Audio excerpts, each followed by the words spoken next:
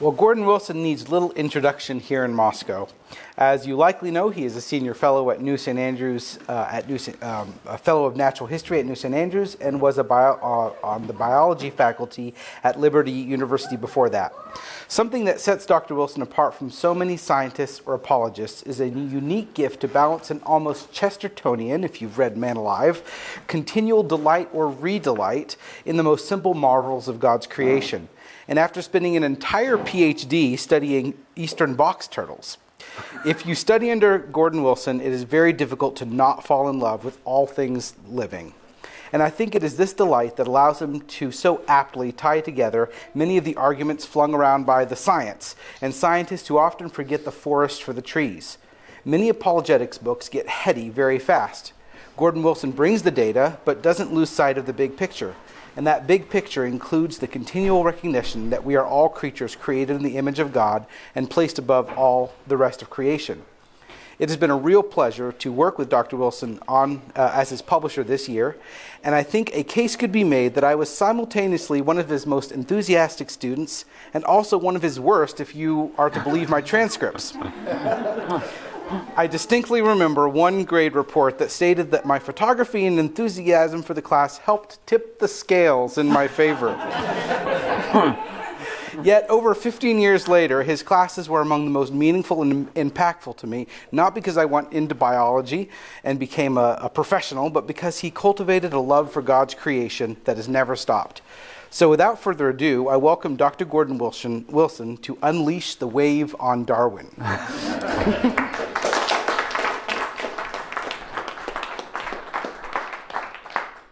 Thank you, Daniel. I have very good memories of you being in class. Very good. I've always admired his IT abilities and how he pieced together his notes with all sorts of great images from the internet and then put them in.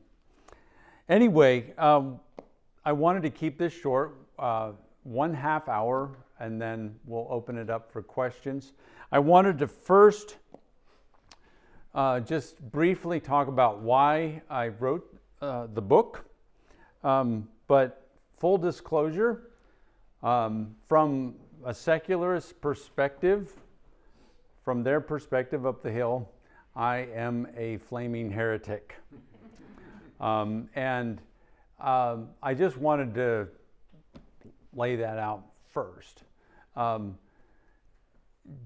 If evolution is not a sideshow in biology, from a secular perspective, evolution to biology is like the Trinity to Christianity. Okay? It's a central cornerstone doctrine. And if you don't hold to Darwinism, you are a heretic. Just plain and simple. And early on, I've just been a critter. I've loved biology, even before I knew the word biology, way back 5 years old or something like that in Maryland. And early on, sort of somewhere around junior high, I realized that I couldn't articulate it, but there was a conflict because I was government schooled. And all you get at government school is evolution, right? Right? Well, yeah. Well, this was before Christian schools were invented. And it was evolution all the way. And I was starting to imbibe evolution. And then around junior high, I realized, wait a sec, these narratives somehow they don't line up. Many people, if you're not a scientist, if you're not a biology type person, and the science or whatever school you get at, even Christian schools, many Christian schools just kind of sell the farm and just teach evolution or theistic evolution or something. And but a lot of people who are non-scientists, say lay people, they don't especially if they think of themselves as intellectuals or want to be intellectuals or want to cultivate that persona of being an intellectual, they do not want to be considered flat earthers. Okay? This book is not just about taking out Darwinism. I do spend a good amount of time deconstructing Darwinism, but it's also about young Earth, unabashedly young Earth. And that, a lot of Christians will be fine. Yeah, no, Darwinism, forget that. They do not want to hold Darwinism at all. Young Earth, on the other hand, is a harder pill to swallow. A very big, chalky horse pill. Okay? It is hard to swallow. And even if you're sort of provisionally young Earth, it's like, yeah, I'm young Earth. And you're in your church and within the walls of your church, and everybody's sort of on the same page. Yeah, of course, yeah. I'm young Earth. But then as soon as they're outside the bubble, that's a different story. It's like you feel like Peter just about to deny Jesus. Kind of like, yeah, that's not a card you play first. Okay? Young Earth is not a card you play first. I understand that, because to be young Earth, generally speaking, is tantamount to being a flat earther. Like, hi, I'm a card-carrying member of the Flat Earth Society, or I'm a member of the Alien Abduction Survivors Network. That's what it sounds like to a lot of people. And so most people keep those, if they are young Earth, they keep those cards really close to their chest. So the reason I wrote this book, I've been biology is my thing, but as a heretic, I didn't want to just be a heretic and not be able to defend it. Again, a heretic from their perspective. I wanted to, also I taught at Liberty University for almost 12 years, from 91 to 2003, and I taught creation studies, and that was a creationist institution. So I taught it there, and then I taught it here in my elective Origins. So I wanted to put down, in a book, something was accessible, something that covers the waterfront. Many creation books are either, a lot of the books out there are intelligent design books, which I'm fine with. Michael Behe's Darwin's Black Box, but it's one thesis. Okay? The thesis is irreducible complexity, it's intelligent design, there's no Bible, no creation, just it's deconstructing one aspect of Darwinism. And it's great, but that's a one narrow sliver of the pie. And as far as, and then the other books are off, like Signature in the Cell, how cells can't come about through this fat, and it's this tour de force of how life can't happen by chance. It's great, but it's a slog. It's a slog. Darwin's Doubt by Stephen Meyer, both of them by Stephen Meyer, big fat books, but hitting one particular topic. And so I wanted to hit a number of topics, some of my favorite intelligent design arguments, some of my favorite, from my young Earth perspective, a biblical reason, scriptural reasons why the scriptures, what do the scriptures say about the age of the earth? And a lot of people, because they don't want to be thought of as flat earthers,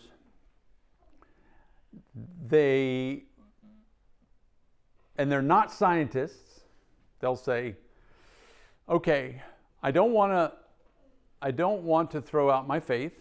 I want to stay a Christian. And they've been convinced to some degree or another that Darwinism is true. So they don't want to throw out their faith. So they hang on to their faith. And then they say, but I don't want to go on this crazy ride of young earth creation. So they often will follow the science. That means follow what the science says is true about the world. And they'll, and there's a smorgasbord of choices. The smorgasbord of choices are day-age theory, progressive creation, theistic evolution. Some of them overlap. Gap theory. So you got this smorgasbord of things that will accommodate to greater or lesser degree this idea that the earth is old. Some totally reject, they totally reject Darwinism, but they just accept the age of the earth, accepted the age of the earth of millions or billions of years old. And so they pick the theological camp that accommodates their faith and their belief in science, or their belief in what they so-called science. Now, what's more shameful, I understand the pressure of like, okay, well, I'm not a scientist. Here are my choices, and I'm not going to go with the young earth Looney Tunes. So, and what's really sad is what provides a smorgasbord are the Bible scholars, many, not all, Bible scholars, clergy, theologians, that have their finger on the pulse of the scientific community. They're smart. They're really smart, and they know their stuff. And they know the pulse of the science and say, what does science say? What does science say?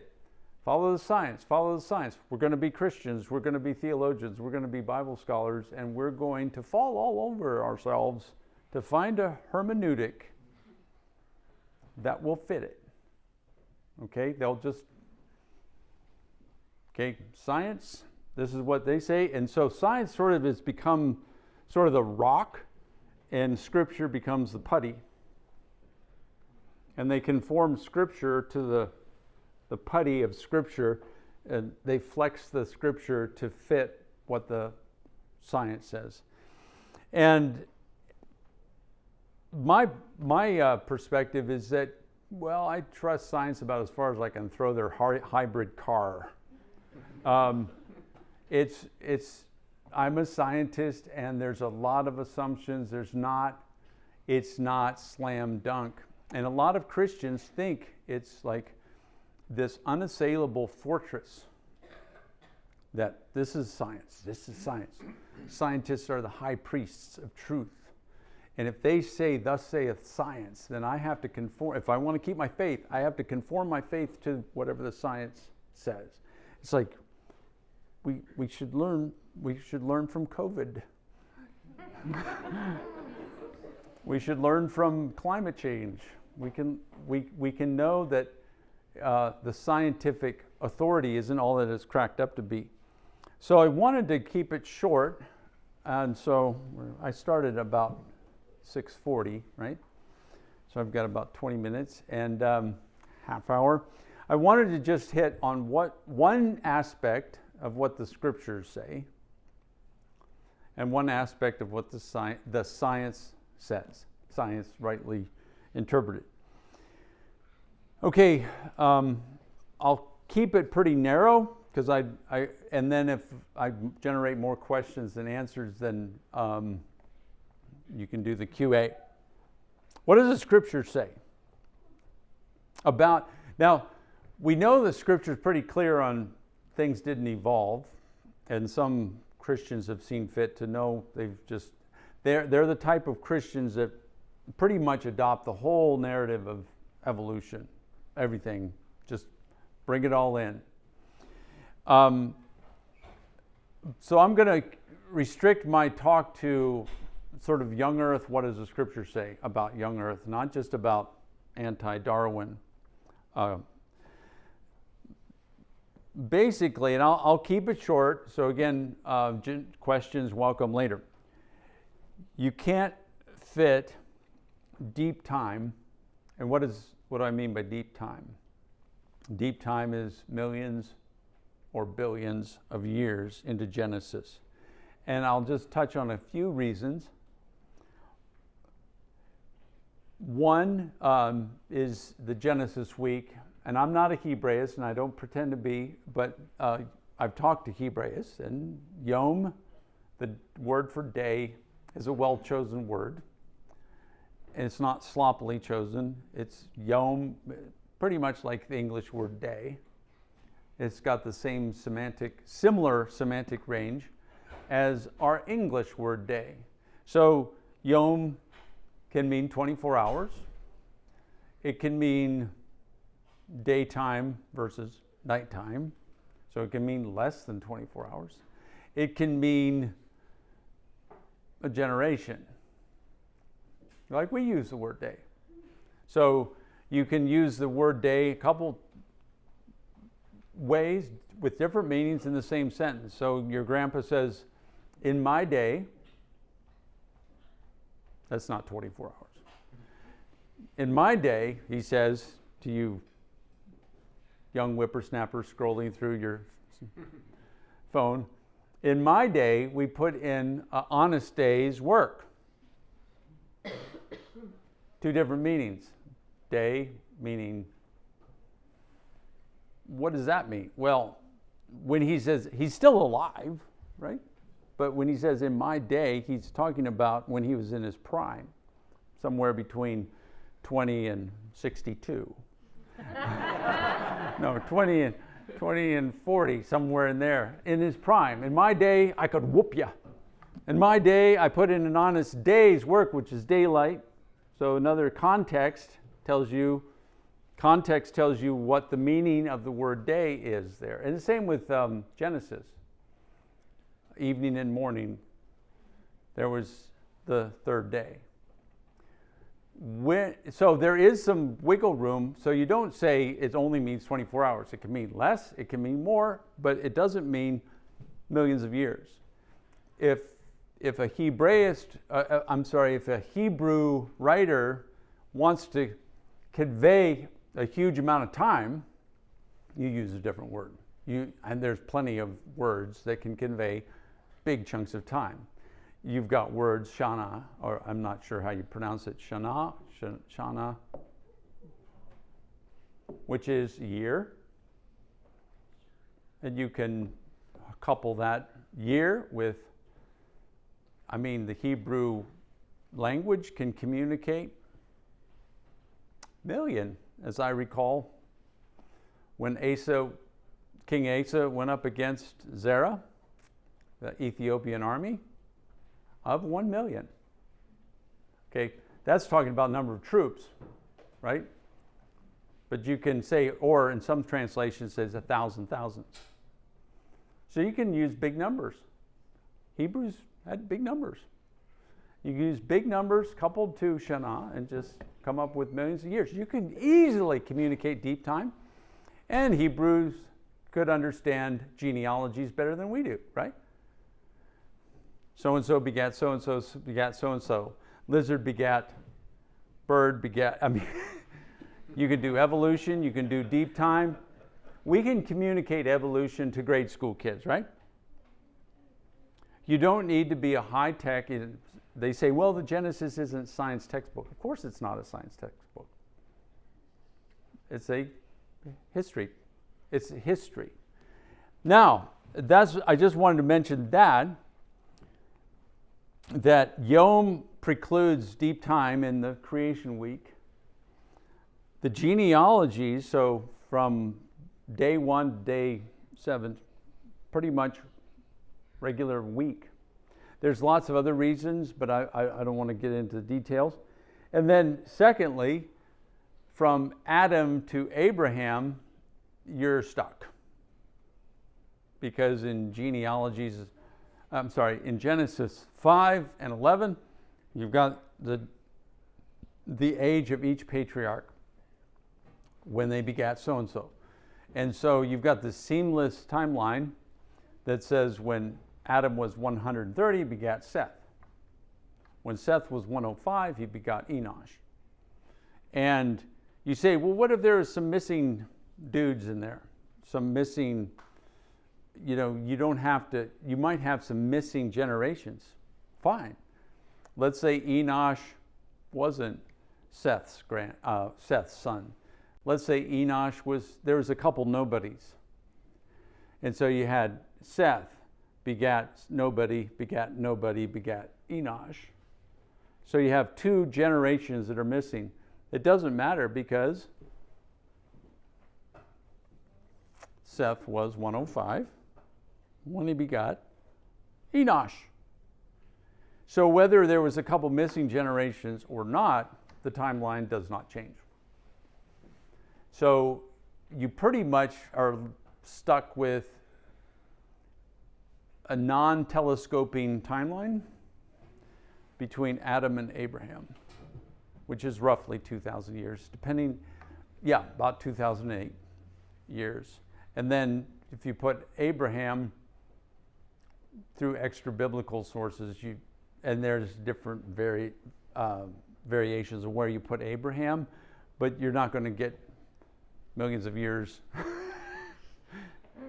shoehorned in there between Adam and Abraham to Jesus.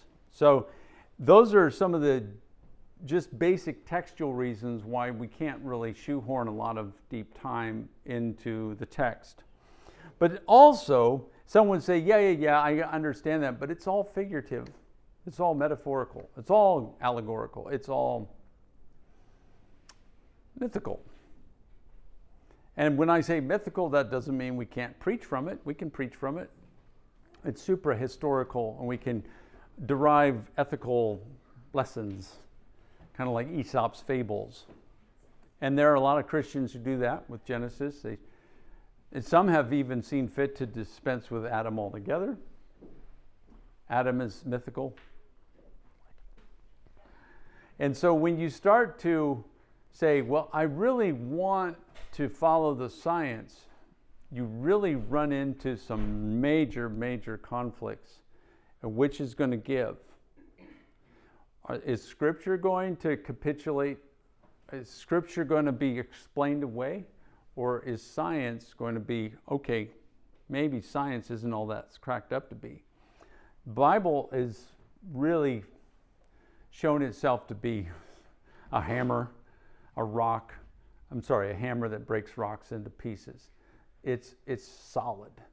And science changes all the time. It changes all the time. So why do we think science is somehow this ex cathedra? Like, oh, this is what science says. So we want to, don't just be bamboozled by the science. In college, I was sort of open. I wasn't like, I came from a good Christian family, so I wasn't like looking for reasons to believe in evolution, but I got tons of evolution undergrad, K through 12. Remember, it was before Christian schools were invented. So K through 12, and then undergrad, and then grad school, PhD, evolution. I was like saturated. I could sound like an evolutionist. I could probably, like if I was like wanting to be evil, I could probably really sound like an evolutionist and beat up on some creationists if I wanted to. It's just not a good theory. So some say it would be figurative, and I would say no, it's sober historical narrative. It's sober historical narrative. Now that's the overall context, Genesis 1 through 11. I'm not saying that there's not literary structure. So any creationist who says it's just historical narrative is just painting themselves into a corner they shouldn't paint themselves into. They should say it's historical narrative, and yes, there are poetic elements. There could be chiasms, there could be parallelisms, there could be typology, there could be all sorts of rich stuff that people of the likes of James Jordan would see. If anybody could come up with a metaphorical, allegorical thing, it's James Jordan. And guess what he is? He's a young earth creationist. Anyone could come up with it's all it's all figurative. It would be James Jordan, and he's a young earth. So you can't say, oh, because it's got some poetic elements, therefore we can just toss the history. And besides, even poetic elements, like when Adam says, bone of my bone, yeah, there's poetic elements. You see, but it's history. Eve was bone of... It's poetic, but it was true. She was bone of his bone. She was flesh of his flesh. It was poetry. And when Moses, this is not Genesis, but when Moses said, well, he did the Exodus, historical narrative Exodus, and then the Song of Moses. As soon as you get to the Song of Moses, you know it's poetry. You don't even have to have the subheading that says Song of Moses. You can just read it and go, that's poetry. And it says, and the horse and rider are thrown into the sea. Guess what? The horse and rider were thrown into the sea. So even poetry does not throw out this, Deborah, Song of Deborah. And he fell, and he sank, and he fell dead, Poetry, but yes, he did fall dead. History, poetry, both are there. So, yes, it can have literary structure, but that in no way negates the plain historical narrative. And when you start to do loosey-goosey things with Genesis, you not only are just wrong and throwing out the historicity of it, but it throws off all of theology. I mean, if you start to make it myth, do we toss Adam? Well, some have seen fit to toss Adam completely out. Well, if Adam is gone, where did we get sin? I mean, how come we're in the mess we're in if a mythical dude did a mythical sin?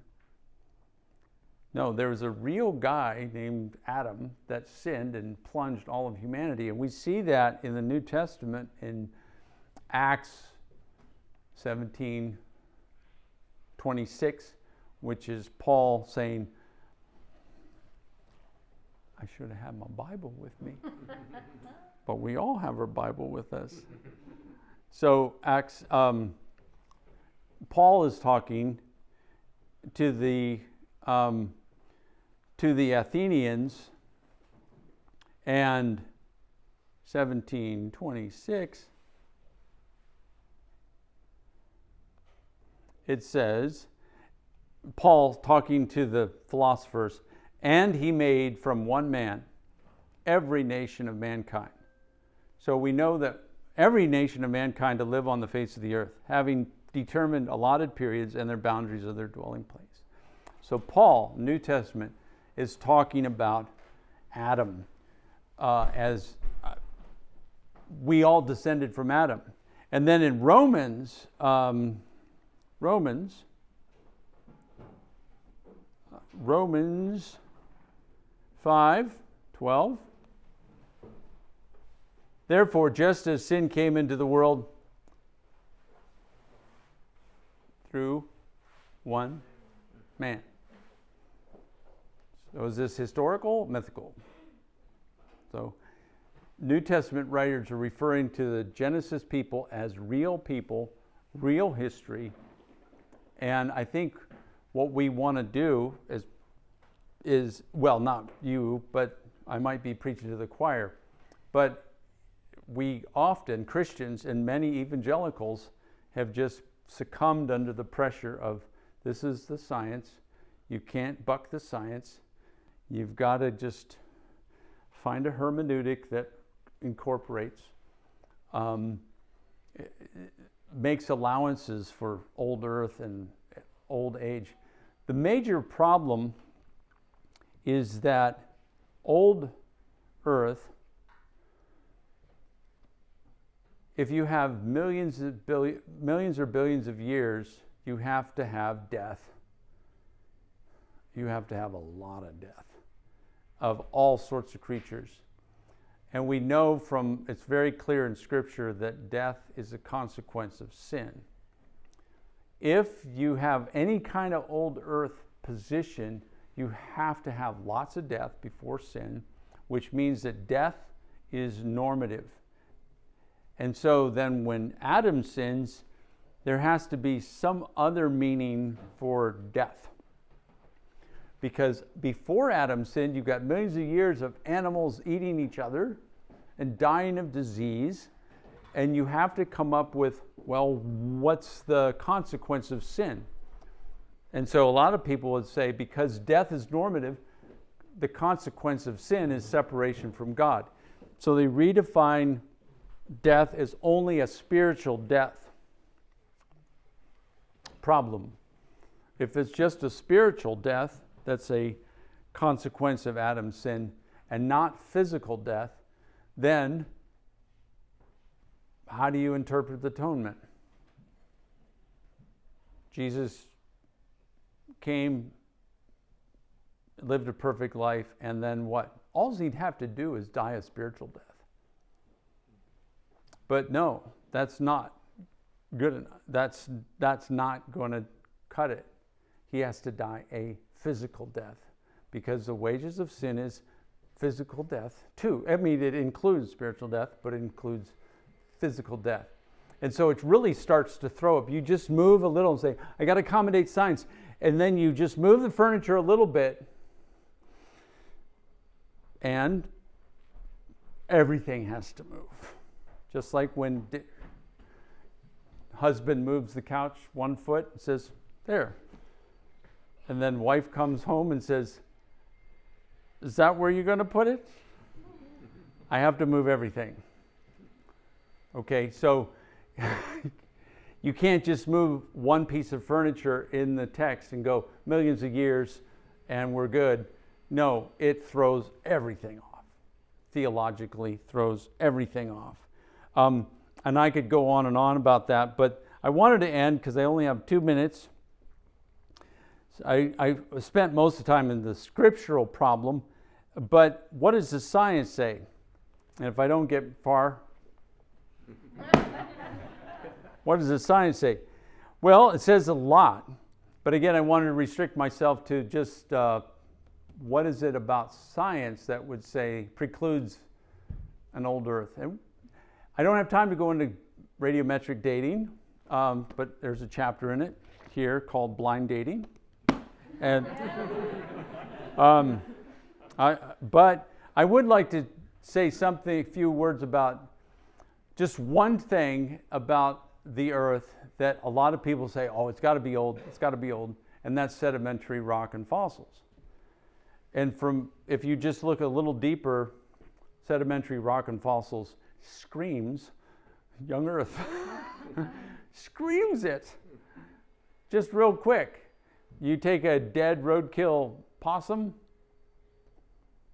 you see it on the road, toss it into a muddy creek, sinks to the bottom, into the murk, and it gets covered with a layer of silt. Does it become a fossil? No, not even close. It's going to be consumed with myriads of fungi, water mold, bacteria, a whole host of aquatic insects, worms, and it's gone in weeks or less. It's gone. Even whales. It's called whale fall. Dead whale goes to the bottom of the ocean. All the flesh is gone in a few years. Hagfish and a whole bunch of invertebrates take out all the soft tissue, and then within 50 years, all the bones are gone. Things don't become fossils. If you've got a uniformitarian rate of sedimentation of millimeters per year. Millimeters per year doesn't do squat. Okay? everything eats it. And the only way it becomes a fossil is if it gets buried rapidly and deeply. So when I see Grand Canyon and the whole thing is chock full of fossils from bottom to top, it's screaming that it was deposited rapidly. This got laid down rapidly because there's fossils in it. And then this got laid down rapidly because there's fossils in it. And this got laid down rapidly because there's fossils in it. Because if it was slow, there'd be no fossils from top to bottom. None. So where do they put the time? Well, they've sort of come to the conclusion that, yeah, if it's a fossil, it had to have been buried deeply and fast. So this happened fast, this happened fast, this happened fast. So where do you put the time? In between them? Wait a minute, if this happened fast and you have millions of years of nothing, so you got these fossils, millions of years of nothing before the next sedimentary deposition happens. What happens to this surface? It gets chewed up. This gets chewed up with erosion. It gets chewed up with wormholes. It gets chewed up with its plants, roots. It just gets totally chewed up. And then the next layer, that's millions of years of getting chewed up. And then the next layer. Guess what this layer is going to look like? I mean, that interface, it's going to be a mess. But the Grand Canyon is flat, flat, flat. No chewed up, so there's very little, that hiatus between where they stick the millions of years, the hiatuses are very little time. Because if it's a long time, it gets chewed up. So the whole thing just bespeaks of a young Earth, and that's just one aspect of sedimentary rock. The blind dating, radiometric dating is a mess. But many other chapters, again, I don't cover everything. I can't, because it'd be about that thick. Be that thick. But I tried to hit the main things. So anyway, I'll open up for questions. So are you finding any acquiescence to this argument in Christian communities as you describe what you just described to us, which would make me a believer? Right. Or I'd have to come back and think seriously about it. Yeah, most of the time Christians don't listen to it because they're following, they don't want to be perceived as a corn pone. So they just go with what the science says. And there's this wonderful smorgasbord of old earth theologically endorsed positions that say you can be a good, and there are good evangelical Christians that are old earth. I know them. The point is, I think it's a danger. It's not a primary doctrine, but it's a dangerous doctrine. And I would call old earth, I'll be bold enough to say it's heterodox. It's heterodox. I think it's mainstream though. And a lot of Christians hold it because they don't do the research. They don't look and say, well, some might do, some might look, but I think they need to, most of the stuff that's really, really, really good might be a big fat academic slog, like Andrew Snelling, who's a great geologist at two-volume book called Earth's Catastrophic Past. He's an excellent geologist, young Earth, Australian geologist. Big 2-volume thing. I got bogged down in it. Okay? And I know what an igneous rock is. And I got bogged down and I was like, this guy's really geeking out on me. So if I get bogged down with it, I did read Stephen Meyer's big fat books. I soldiered through them. But most of the time, it's like it's one thesis, or people say, I'm not a scientist. I don't want to read that. I don't want to read that science stuff. And so, and if they did, they wouldn't maybe they wouldn't understand it. So that's why I wrote this. It's meant to be not a slog, not an academic slog. It's meant to be an accessible book that covers the waterfront. I would like to have more discussion, but I think, yeah, it's. I would think COVID would give you an entry. You know. Yeah, maybe. And global warming. You know. Yeah. Right, but even there on COVID, there's so many people that are locked into that paradigm still, that they did the right thing in COVID. And it's only the few people that are looking outside the bubble and go, the rebels. Yeah. The rebels. And the rebels will get the information, but the people who are just compliant will just say, oh, I'll go with the science. I don't want to think about it. I'll just do what they say, or believe what they say. And yeah, it doesn't matter how God made it. It doesn't matter how he made it. He just said he made it. And just believe in Jesus. And we're good. Yeah. If you can address soft tissue in dinosaur skeletons, why hasn't that just been a death blow? It should be a death blow, but it's quietly swept under the carpet. I mean, it's out there, but the evolutionists will say, well, we're working on scenarios of how soft tissue could survive tens of millions of years. I'll tell you this. Organic molecules are fragile. And so you can bury an organic molecule very deep so that no decomposer can get it. No fungi, no bacteria, it's safe. But thermal energy takes it apart. Oxidation, oxygen is death to organic molecules. Proteins, lipids, carbohydrates, nucleic acids, they cannot last. The best case scenarios, they could maybe, if they're in a cold rock that is kept at 5 degrees C for a long time, it can maybe at tops, collagen protein could maybe go 900,000. Collagen's a tough protein. That's what we make, that's what leather is. Collagen's tough. It can maybe go 900,000, but after that, I mean, it falls apart. And so when you're talking about dinosaur soft tissue, and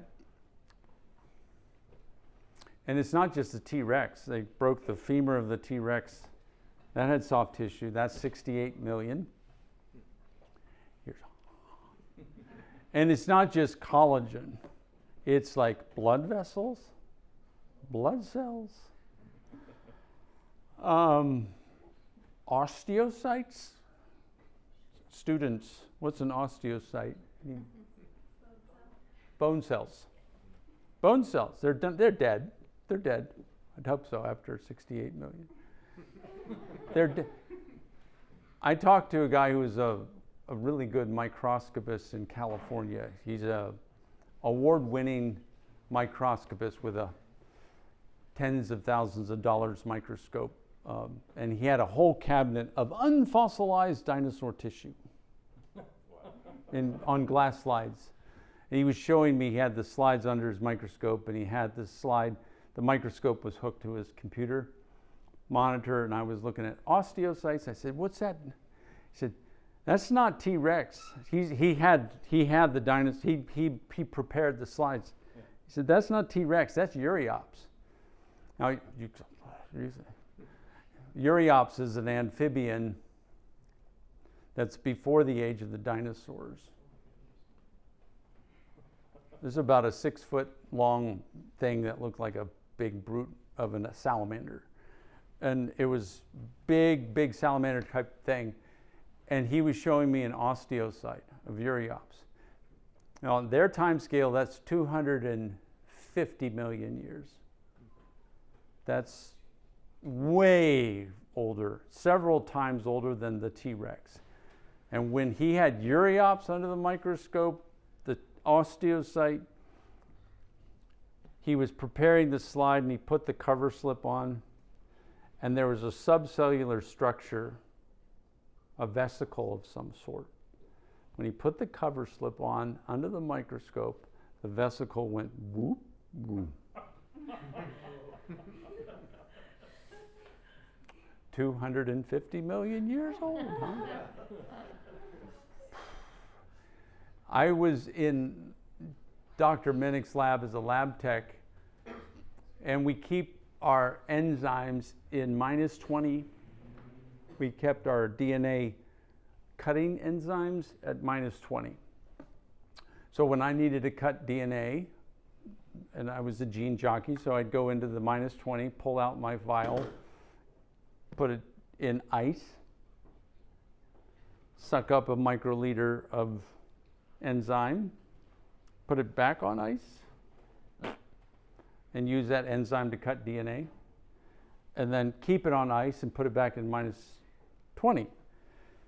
One time I had just a mental skip and I had the enzyme on the laptop bench at room temperature. That was the closest Dr. Minnick came to chewing me out. Because I had the vial out for a minute. And it was like,